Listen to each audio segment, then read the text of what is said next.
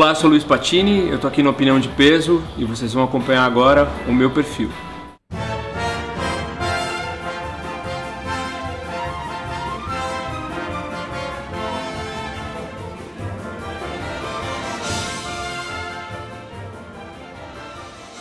Eu acho que você nasce ator e você só decide se você vai querer seguir ou não.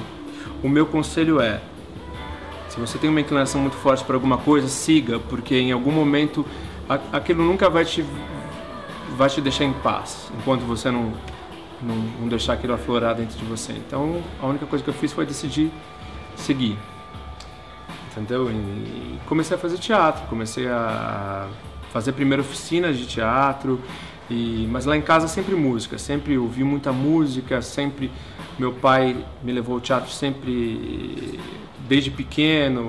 Acho que com 3 anos eu fui assistir minha primeira peça de teatro, cinema também, música. Minha mãe sempre tocou violão, então minha mãe, por ser professora, também tinha um método de oferecer, assim. Eu lembro de fazer cursos de arte de pequeno, de pintura, de desenho. Então, na verdade, ela acabou influenciando de uma forma muito positiva, me deixando livre para criar. E daí eu decidi seguir o caminho.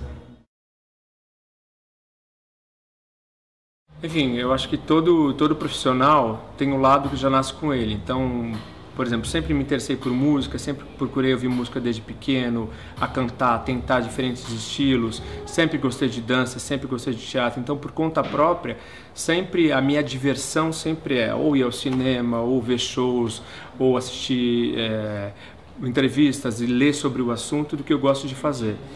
E daí, quando você começa a se profissionalizar, você começa a ter contato com diretores, com autores, com coreógrafos, e aí vem a possibilidade de você conseguir ter mais acesso à técnica para exercer aquilo que você gosta de fazer, que é uma coisa muito importante. Esses musicais da Broadway começaram a vir para o Brasil através do produtor Billy Bond, que trouxe o primeiro lá atrás, que foi o Rent.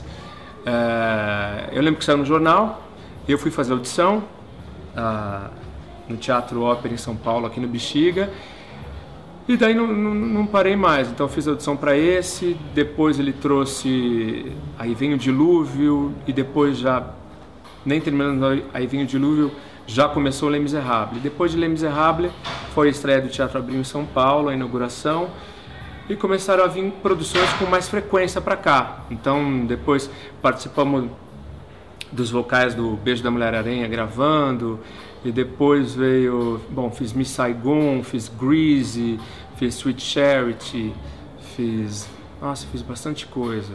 E o último foi Madrinha Embriagada, o ano passado no SESC, que foi um projeto sensacional, um projeto de formação de público também destinado ao musical. Uma coisa inédita é que as pessoas tinham acesso ao teatro musical e é gratuito, né, como todo espetáculo do SESI. Então, o meu caminho foi esse. Olha, um espetáculo que vai ficar para sempre no coração é Les Misérables, que foi o primeiro no Brasil, o primeiro grande musical dessa nova safra, né? Foi um musical incrível, a própria história do musical. Eu lembro do Grease, que eu cheguei a fazer também, que era sensacional todo dia. Então tinha uma peruca que era...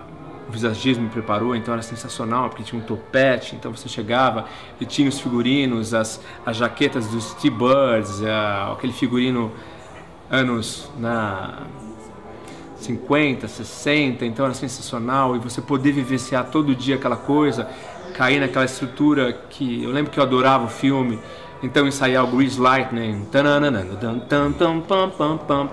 Grease Lightning, era sensacional. Enfim, o próprio Madrinha Embriagada, encontrar a turma que eu conhecia há anos atrás no Lemis, então reencontrar Saulo, Sara, Paula Capovilla, enfim, tanta gente bacana se reunir depois com mais maturidade, todo mundo junto no musical, e ser dirigido pelo Miguel Falabella, que era uma vontade muito grande minha também de trabalhar com ele.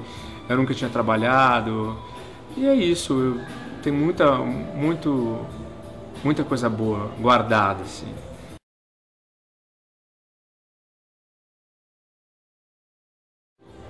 Aconteceu uma coisa comigo muito bacana, que assim, na minha carreira, 2 musicais que eu fiz, foi um musical chamado Revolução Urbana, onde a trilha sonora era em cima das músicas do Renato Russo, da Legião Urbana. Eu fazia um personagem chamado Eric Russo, que era um pseudônimo que o Renato usava para as criações dele, para as histórias dele. E eu tive a possibilidade de trabalhar com muitas pessoas que trabalharam com o Renato Russo, conheci a irmã, conheci a mãe, e amigos e histórias. E eu lembro que foi uma coisa muito bacana para mim fazer. E teve um musical que o Billy fez logo depois que eu saí do Les Mis, na verdade saí do Les Misérables para fazer um musical chamado Dê uma Chance à Paz, que eu interpretava John Lennon, e que é um dos caras que eu mais admiro também na minha vida. Então todo dia o visagismo, então se montar, né, construir aquele personagem. Então tinha barba, tinha os óculos, tinha peruca, o visual. Eu emagreci um pouco mais para poder fazer. Então são 2 personagens que vieram para mim. Eu acredito muito que na verdade você faz o seu movimento de mandar o currículo, de ir lá, de fazer aquela audição, de se preparar e de dar o seu melhor, mas eu acredito piamente de que você é escolhido pelo personagem, sabe? O personagem te escolhe e não ao contrário.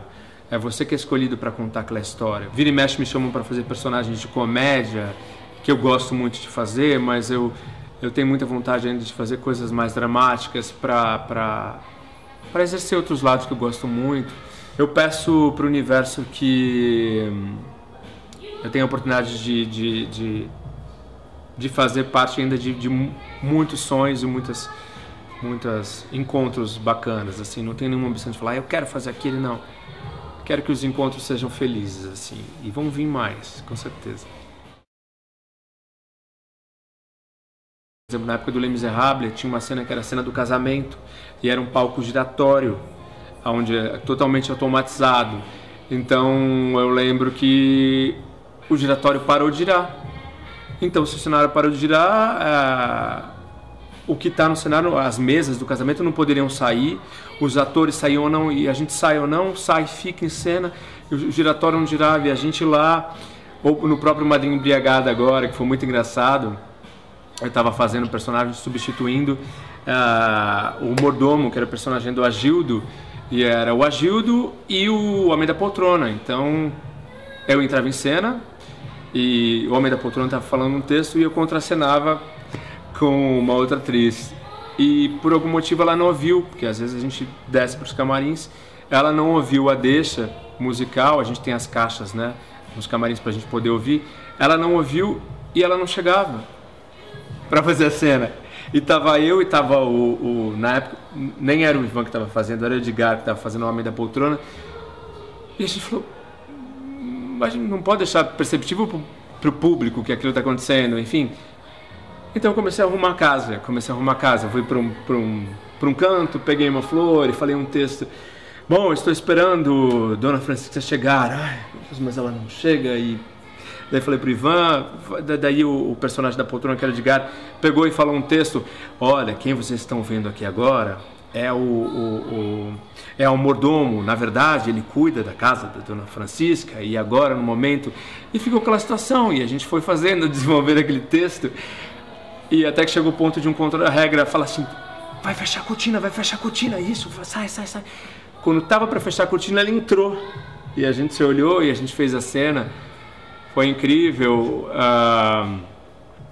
Teve uma cena muito engraçada também no Sweet Charity, que era com a Cláudia Raia, porque eu fazia um mordomo. E eu lembro que eu ficava, eram entradas rápidas, entrava, fazia, saía.